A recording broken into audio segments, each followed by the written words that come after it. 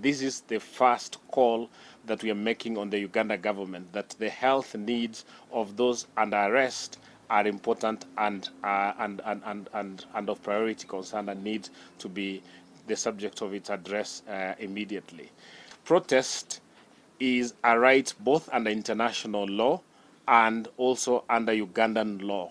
So the Ugandan government is under duty to respect the international law and Ugandan law, which protects the right to protest.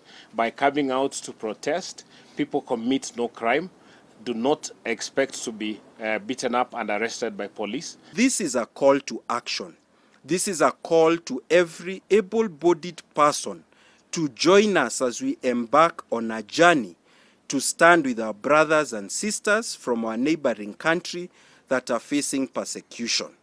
The persecution being faced by Ugandans is injustice that is a threat to all of us in East Africa. We are also calling upon nationals of other countries in Africa and beyond to join us in this solidarity expression or manifestation so that we can apply pressure on the government of Uganda. You see, the issue is, but you are not an ampara of us. No, no, no.